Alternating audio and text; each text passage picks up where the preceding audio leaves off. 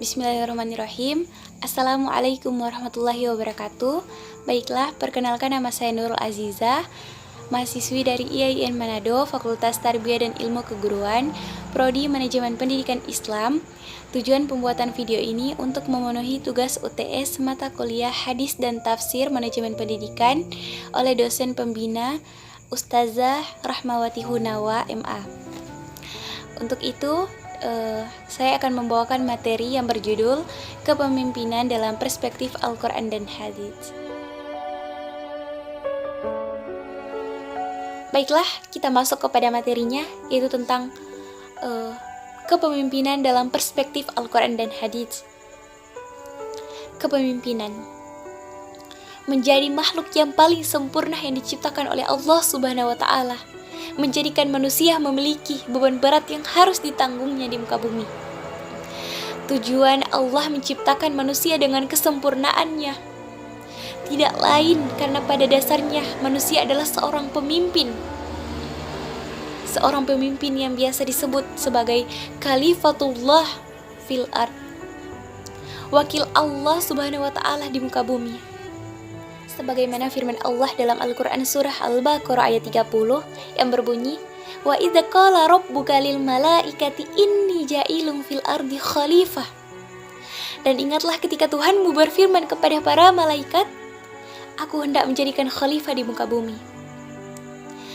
Qalu ataja'alu fiha wa yufsidu fiha wa yasfikut dima. Mereka berkata, apakah engkau hendak menjadikan orang yang merusak dan menumpahkan darah di sana? Wa nahnu nusabbihu bihamdika wa nuqaddisu lak. Sedangkan kami bertasbih memujimu dan mensucikan namamu. Lalu, qala a'lamu ma la ta'lamun. Sungguh, aku mengetahui apa yang tidak kamu ketahui.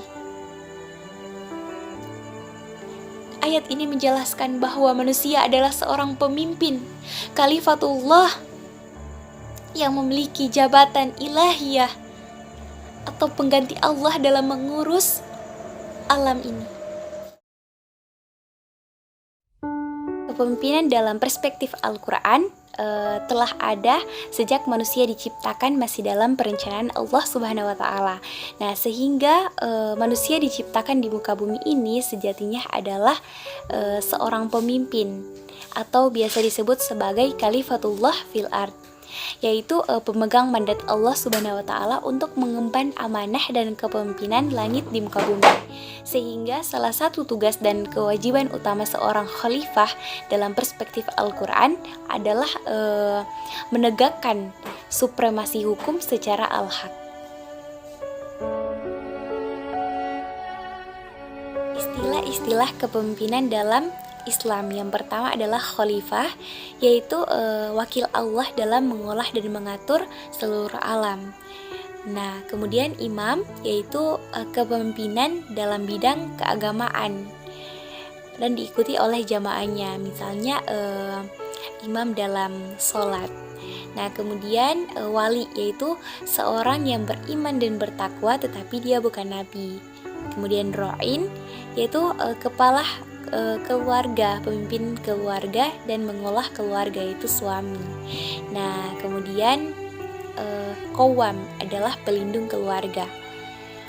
Dan sultan, yaitu seseorang yang memiliki kerajaan-kerajaan.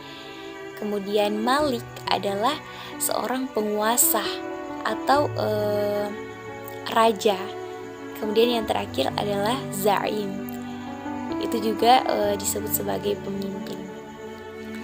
Allah berfirman dalam Al-Quran surah An-Nisa ayat 59 yang berbunyi, ya ayyuhalladzina amanu atiullaha wa atiur rasul wa ulil amri minkum fa in tanaza'tum fi syai'in farudduhu ilallahi wa rasulihi in kuntum minuna billahi wal yaumil akhir dzalika khairu ahsanu ta'wila, yang artinya, wahai orang-orang yang beriman, taatilah Allah dan taatilah Rasul Muhammad dan ulil amri pemegang kekuasaan di antara kamu.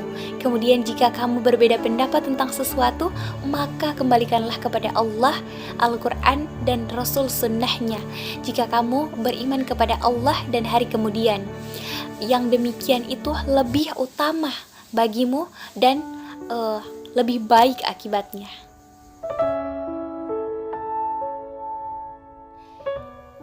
Sifat kepemimpinan Rasulullah SAW yang menjadi kunci sukses dakwah. Yang pertama ada siddiq atau bersikap jujur, kemudian amanah yang dapat dipercaya, kemudian takblik atau menyampaikan pesan kebenaran, dan yang terakhir adalah fatonah yang berintelek dan cerdas. Allah berfirman dalam Al-Quran surah Ali Imran ayat 159 yang berbunyi, fabima rahmatin minallahi linta lahum walau kunta fazzon ghalizal qalbi langfaddu min hawlik fa'fu anhum wastaghfir lahum wasyawirhum fil amr faida azamta fatawakkal 'alallah innallaha yuhibbul mutawakkilin, yang artinya, maka berkat rahmat Allah engkau Muhammad berlaku lemah lembut terhadap mereka. Sekiranya engkau bersikap keras dan berhati kasar, tentu mereka akan menjauhkan diri dari sekitarmu. Karena itu, maafkanlah mereka dan mohonkanlah ampunan terhadap mereka. Dan bermusyawarahlah dengan mereka dalam urusan itu. Kemudian apabila engkau telah membulatkan tekad, maka bertawakallah kepada Allah.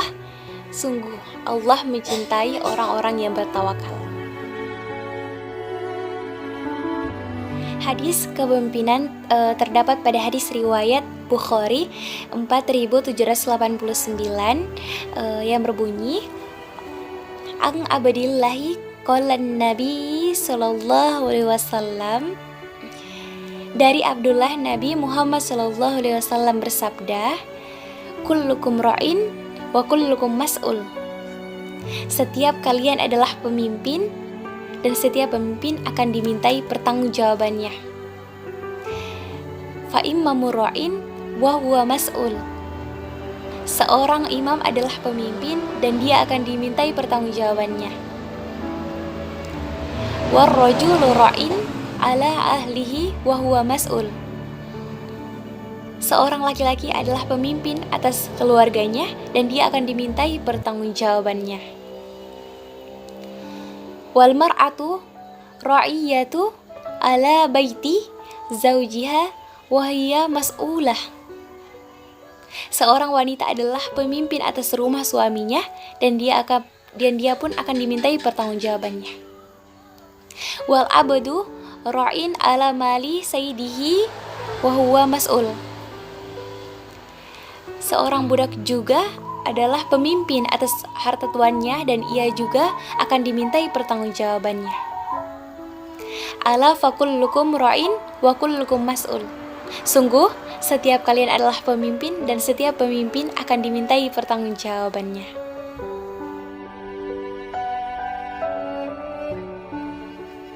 Nah, jadi kesimpulan yaitu kepemimpinan Islam adalah suatu proses atau kemampuan untuk mengarahkan dan memotivasi tingkah laku seseorang serta ada usaha kerjasama sesuai dengan Al-Quran dan hadis untuk mencapai tujuan yang diinginkan bersama. Kepemimpinan Islam ini adalah dalam rangka menjalankan fungsi-fungsi manusia sebagai khalifah di muka bumi berdasarkan Al-Quran dan Sunnah. Sekian dari saya. Lebih dan kurangnya saya mohon maaf. Wabillahi taufik wal hidayah. Wassalamualaikum warahmatullahi wabarakatuh.